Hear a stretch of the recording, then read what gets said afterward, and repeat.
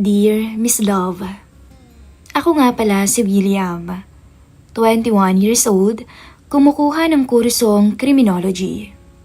Wala pang kasintahan. At gaya ng karamihan sa edad ko, abala lang sa tropa, laro at gimmick. Bakasyon ngayon, at akala ko magiging ordinaryo lang ang summer ko. Hanggang sa dumating si Tita Luningning, ang matalik na kaibigan ni Mama. Araw yun ng Sabado. Tanghali na ako umuwi galing sa tambayan. Maingay sa bahay. May tawanan at halakhakan mula sa loob. Pumasok ako. Pawis na pawis pa at amoy araw. At doon ko siya unang nakita. May edad na siya. Halatang nasa 40 pataas. Pero ang ganda. Maputi, maayos yung damit, at kahit simpleng blouse at pantalon lang yung suot niya, lutang na lutang yung alindog.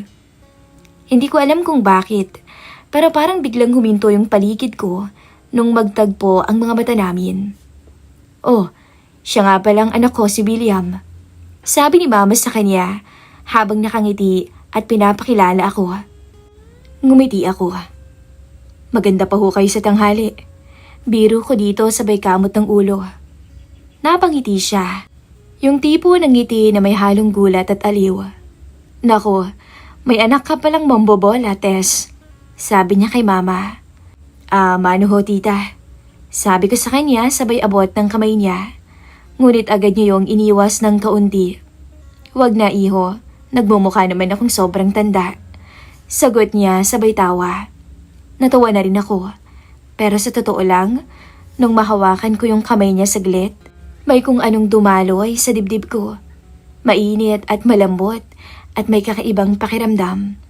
Hindi ko alam kung hiya o kaba. Basta parang may tumama sa akin. Mabutit dumating ka, anak, sabi ni Mama. Siya ang Tita Luningning mo. Matagal na kaming hindi nakikita. Dito muna siya at magbabakasyon ng ilang linggo. Siya yung sinasabi ko sa'yo. Yung kaibigan ko nung high school pa. Tumango lang ako. Ganun ho ba? Ayos yan. At least may kasama na kayong kakwentuhan. Ngumiti si Tita Luningning at tiningnan ako. Baka nga ikaw ang makakwentuhan ko dito pag wala si Tess. Sabay kaming natawa ni Mama. Pero sa loob-loob ko, may kung anong kakaibang kilig sa sinabi niya. Pagkatapos ng tanghalian, busy na si Mama sa kusina habang si Tita Luningning ay nag-aayos ng gamit sa kwarto. Napadaan ako sa hallway at natanong ko siyang nag-aayos ng maleta. Nakatali ang buhok, suot lang ay simpleng duster. Pero hindi ko mapigilang mapatingin sa kanya.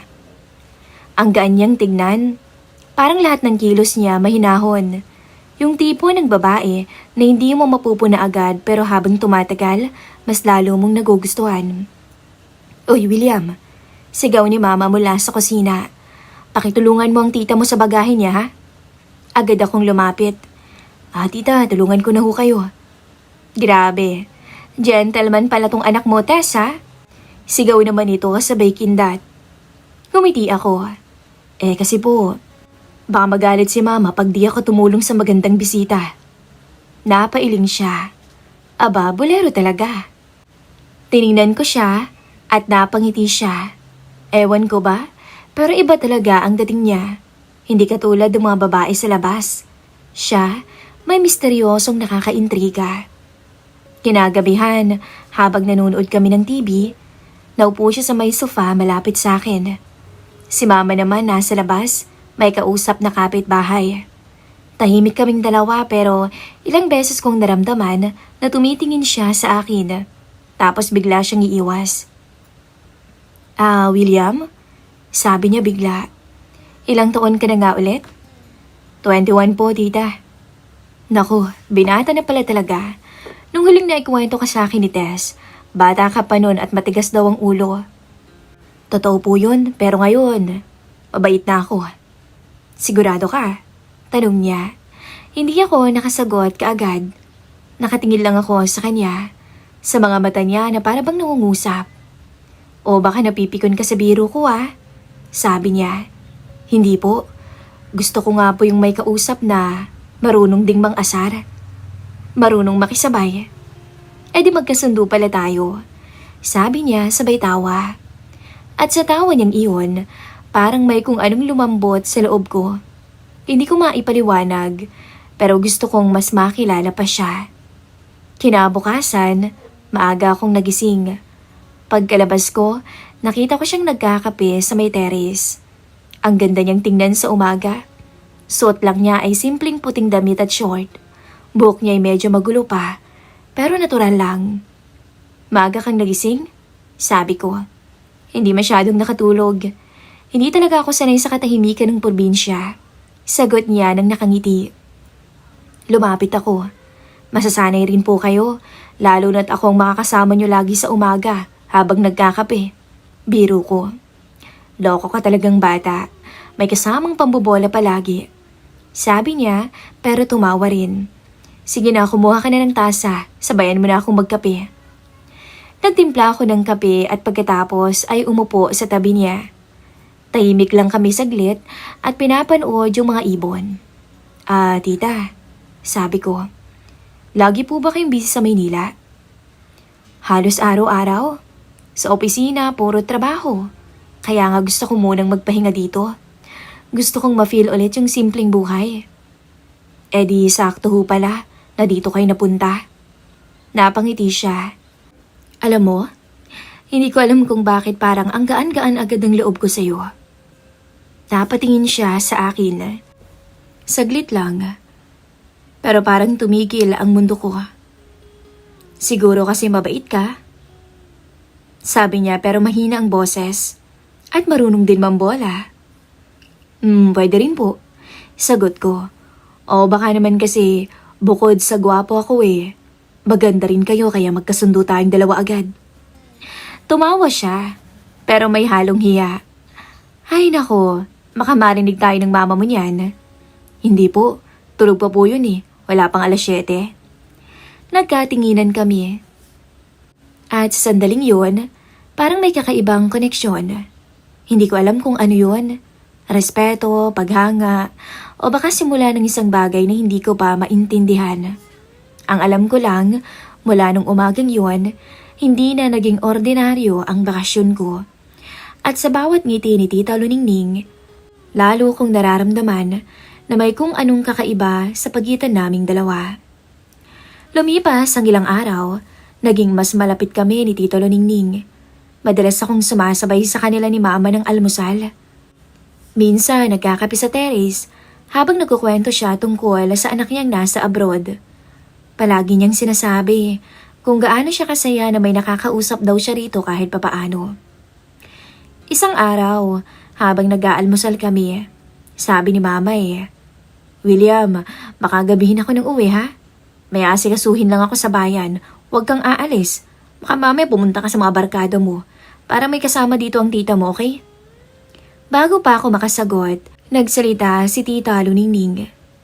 Naku Tess, ayos lang ako kahit mag-isa dito. Ngumiti naman ako at nagsalita din. Naku Tita Luningning, samahan na kita para naman hindi ka maboring dito. Tumawa lang siya. Yung tawang mahina niya pero nakakagaan ng loob. Bandang 8:00 umalis na si Mama. Naiwan kaming dalawa. Pagkalipas ng ilang sandali, nagsimula siyang magluto ng tanghalian. Amoy na amoy ko yon na lalong nagpagutom sa akin. Tita, tulungan ko na ho kayo. Sabi ko habang nilalapitan siya sa kusina. Ay nako, hayaan mo na ako. Baka maabala ka pa. Hindi po, gusto ko talagang tumulong para mas mabilis. Mukhang masarap yung niluluto niyo Nagkatinginan kami. Ngumiti siya. Tapos inapo niya sa akin yung kutsilyo. Sige na nga. Ikaw nang maghiwa niyan pero dahan-dahan lang ha. Habang nagluluto siya, nagkukwento siya sa akin ng tungkol sa buhay niya. Alam mo, William, matagal na akong hiwalay sa asawa ko. Sabi niya bigla. Talaga po? Akala ko may asawa kayo ngayon. Wala na, iniwan na ako. Sumama sa mas bata at mas maganda. Natahimik ako sandali. Tapos sabi ko naku naman, kung sa ganda lang naman tita, panalong-panalo na kayo Napahinto siya sa paghahalo. Naku, nambola ka na naman. Hindi ko bola yun. Sabi ko sabay tawa. Kung hindi nyo na itatanong katulad nyo kaya yung tipo ko. Napatingin siya sa akin. May halong gulat at biro sa mga mata niya. Talaga? Kahit na may edad na ako? Oo naman. Sa totoo lang, Tita Luningning, para sa akin napakaganda niyo. Ngumiti siya. Yung tipong pilit na tinatago ang kilig. Ay nako, kung narinig ka lang ng mama mo baka paggalitan ka. Tiningnan ko siya ng diretso. May aaminin ho ako sa inyo. Tumigil siya sa ginagawa. At ano naman yun? Unang kita ko pa lang sa inyo. Crush ko na ho kayo. Natawa siya. Yung tawa niyang mahinhin. Naku William, wag mo akong biruin ng ganyan. Baka seryosohin ko yung mga sinasabi mo. Yun nga po yung gusto ko Kasi totoo naman talaga. Sabi ko sabay ngiti. Sandali siyang natahimik. Kita kong namula yung pisngi niya habang hawak-hawak yung sandok. Tita, seryoso po ako. Sabi ko ulit. Hindi ko alam kung bakit. Hindi siya agad sumagot. Tumalikod siya at tinuloy ang pagluluto. Pero napansin ko na parang nag-iba yung kilos niya. Naging tahimik siya. Minsan napapatingin sa akin tapos iiwas ulit. Pagkatapos namin kumain, tumambay kami sa beranda. William, sabi niya bigla. Bata ka pa, baka nadadala ka lang sa kung ano yung nakikita mo. Hindi po, alam ko naman yung nararamdaman ko.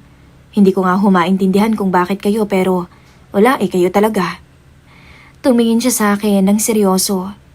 Alam mo ba, matagal na akong hindi nakakarinig ng mga ganyang salita. Pero huwag kang masyadong magbiro ha. Ngumiti ako. Hindi nga ho biro yun. May sandaling katahimikang namayani. Tila pareho kaming nag-aalangan kung dapat pa bang magsalita. Tita, sabi ko yung mahina lang. Masaya kaya ako na dito kayo nagbakasyon. Bakit naman? Tanong niya. Kasi dati puro tropa lang Ngayon ewan ko ba? Parang nag-iba. Para bang gusto kong umuwi agad para lang makasama kayo. Napangiti siya. Yung ngiting may halong lungkot. Alam mo, William, minsan mahirap magtiwala ulit kapag nasaktan ka na. Pero sa kalokohan mo, parang natututo akong ngumiti ulit. Pagkasabi niya noon, napatingin ako sa kanya. Maganda talaga siya kahit walang makeup. Simple lang. Ang buhok niya bagyang humahampas sa hangin. Sa loob-loob ko, gusto kong sabihin kung gaano siya ka-espesyal pero pinigilan ko yung sarili ko. Baka kasi ako lang yung nadadala. Baka siya gusto lang niya ng may kausap. Pero nung tumingin siya sa akin ulit at ngumiti ng marahan, alam ko, pareho kami ng nararamdaman. Kahit pareho naming hindi inaamin. At nung gabing yun, habang dumidilim na sa labas at umaambon ng kaunti, nagtagal kaming tumambay sa beranda. Tahimik pero ramdam ko na nagsisimula na yung koneksyon na hindi namin planong mangyari. Hindi ko alam kung saan hahantong to. Pero sigurado ko, hindi ko na kayang itago na unti-unti akong nahuhulog kay Tita Luningning. Gabi na.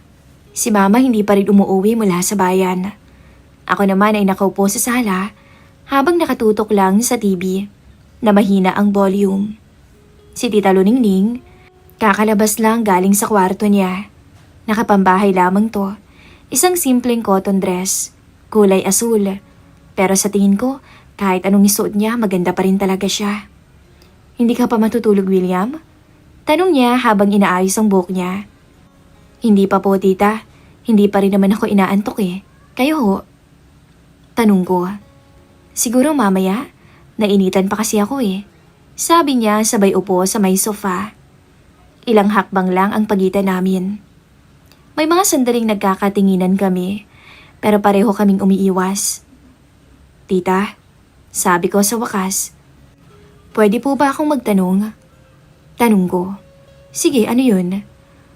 Bakit po parang kahit laging masaya kayo, minsan nakikita ko sa mga mata niyo na malungkot kayo? Napangiti siya, yung ngiti na pilit. Alam mo, ikaw na bata ka, ang dami-dami mo talagang napapansin.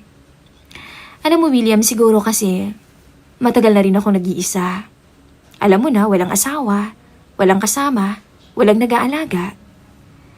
Hindi ko alam kung anong nagtulak sa akin pero bigla akong nagsalita. Kung ganun po, sana dumating yung oras na pwede namang ako yung mag-alaga sa inyo, no? Natawa siya ng mahina. Ang batang to talaga, marunong mang-aliw. Hindi po pa nga aliw yun, tita. Gusto ko lang na kahit sandali, mapangiti ko kayo ng totoo. Napatitig siya sa akin. Ilang segundo, walang kumikilos sa amin. William, sabi niya ng mahina. Alam mo bang delikado yung mga sinasabi mo? Bakit po? Totoo naman yun ah. Tumayo siya, parang iiwas pero huminto rin. Lumingon ulit siya sa akin. Baka kasi kung saan pa mauwi to. Tumayo na rin ako. Kung sa totoo lang po, matagal ko nang gustong sabihin to pero lagi kong pinipigilan. Sige, sabihin mo na.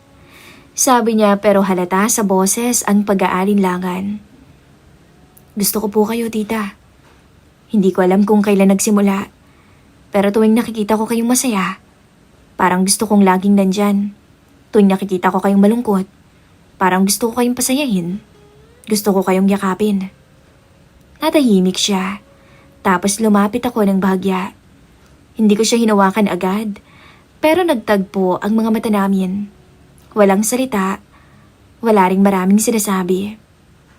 William, mahina niyang sabi. Napatingin siya sa sahig. Kita kong nanginginig yung kamay niya. Unti-unti kong inabot yun. Hindi ko alam kung saan ko nakuha yung tapang, pero hinawakan ko ng marahan ng kamay niya. Hindi naman niya inalis yun. Tiningnan niya ako, at sa unang pagkakataon, hindi na siya umiwas. William, hindi ko alam kung sino ang unang gumalaw. Basta bigla na lang nagkalapit na kami. Tahimik ang paligid, pero sa loob ko parang may sumabog na kabat saya. Hinalikan ko siya. Yung dahan-dahan lang, hindi yung biglaan. Para bang tinatanong kung pwede. At nung hindi siya umatras, doon ko lang tuluyang dinampi ang labi ko sa kanya. Grabe, ngayon lang ako nakahalik ng ganun yung edad. At ibang-iba talaga, Miss Love. Pagkatapos ng ilang segundo, kumalas din siya. Pareho kaming huminga ng malalim. Muling nagtagpo ang mga mata namin. Pagkatapos ay hinila ko ang kamay niya, papunta sa silid ko. Muling naganap ang isang halikan. Hanggang sa lumalim yun, at tuluyang may nangyari sa amin. Isa yon sa hindi ko makakalimutang karanasan ko. Grabe. Sabik na sabik si tita noon. Palibhasay, ilang taon na ring nag-iisa. Walang asawa. William, sabi niya habang nakapikit pa, hindi ko dapat hinayaan to. Pasensya na ho, tita. Hindi ko na rin kasi napigilan eh. Kasi, umiling siya pero hindi galit. Lumapit ako ulit. Hindi na ako humalik pero hinawakan ko yung kamay niya. Kung sakaling dumating yung araw na kailangan niyo ho ng karamay, kahit anong mangyari, nandito lang ako. Ngumiti siya, sabay haplos sa buhok ko. Ang bait mo talaga, William. Hindi ko alam kung dapat ba kitang pagalitan o pasalamatan. Siguro pareho na lang po. Sagot ko sabay tawa. Umupo kami ulit sa may sofa. Walang imikan. Maya-maya, sumandal siya sa balikat ko. Tita, masaya po ako ngayon. Basta masaya ako. Hindi siya sumagot. Ngunit naramdaman kong humigpit ang pagkakasandal niya. Sa pagitan ng katahimikan, ramdam kong pareho naming alam na kahit walang kasunduan o pangako, may nangyaring mahalaga ng gabing yun. Hindi dahil sa halik, kundi sa katotohanan pareho naming piniling huwag nang magsinungaling sa damdamin namin. Hindi ko alam kung paano nagsimula ang lahat. Pero alam kong hindi ko na rin makakalimutan ang mga araw na kasama ko siya. Mula nung gabing naglakas loob akong halikan siya, para bang may nagbago sa pagitan naming dalawa.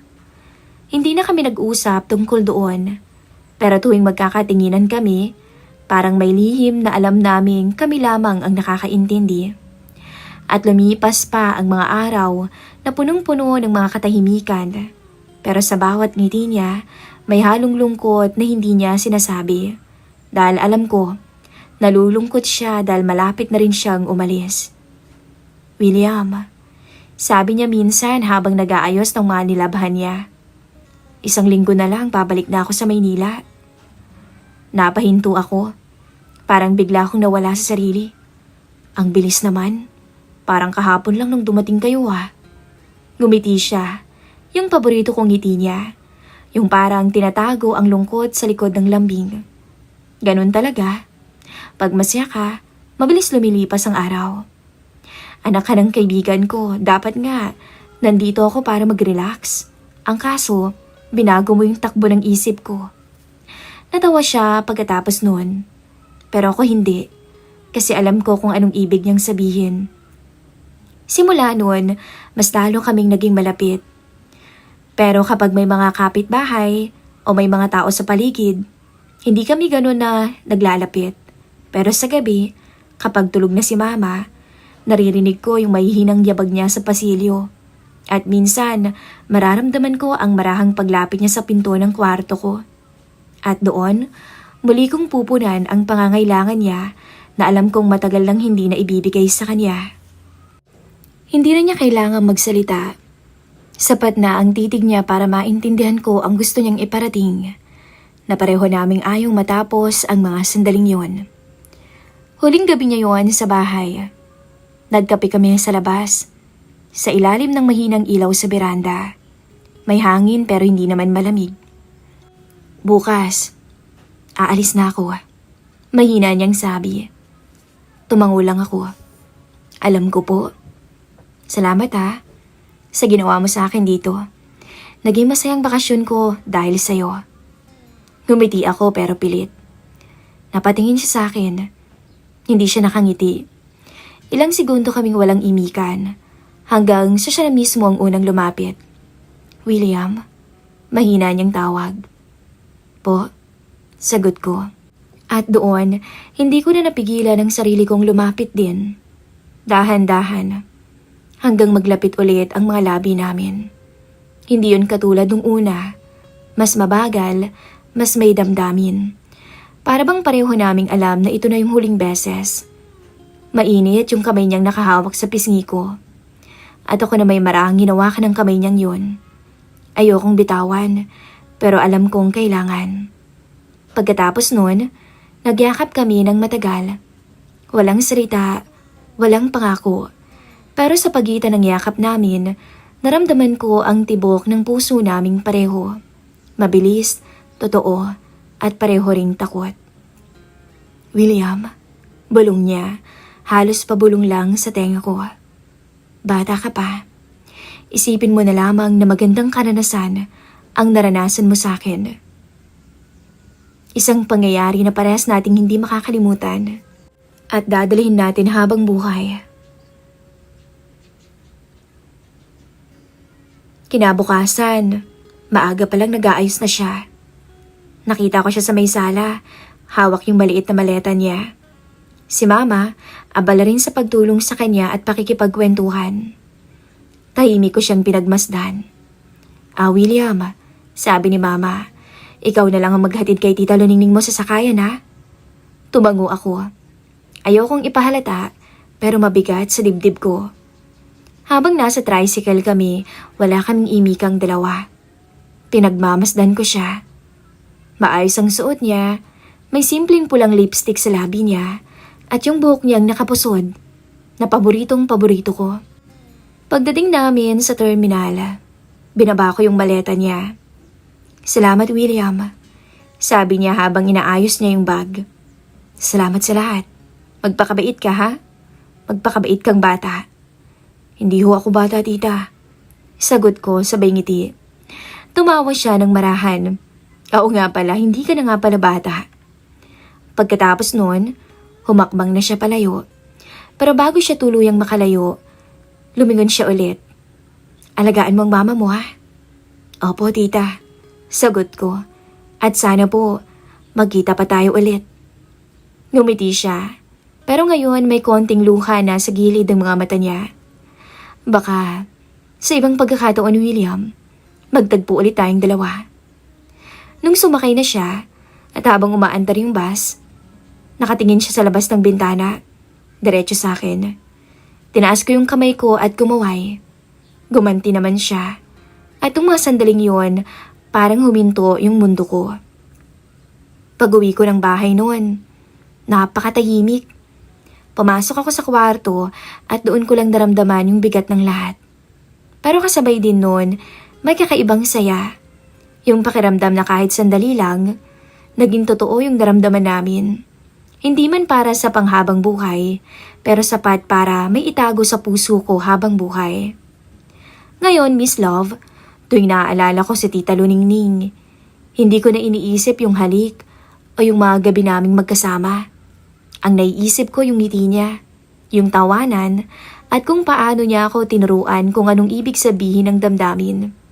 Yung marunong magpigil, marunong umintindi, at marunong magpaalam ng may respeto. At sa bawat taong dumarating sa buhay ko, alam kong may bahagi sa akin na laging magpapasalamat kay Tita Luningning. Sa babaeng dumating sa buhay ko ng panandalian at umalis na dala ang isang piraso ng puso kong hindi ko mababawi na. Pero okay lang, kasi sa huling alaala namin, magkasama kaming nakangiti. Maayos kaming nagpaalam sa isa't isa. At doon natapos ang isang bakasyon na hindi ko malilimutan. Ito po ang maiksing kwento ng aking buhay. Ako po, si William. Maraming salamat po sa pag-ere ng aking maiksing kwento.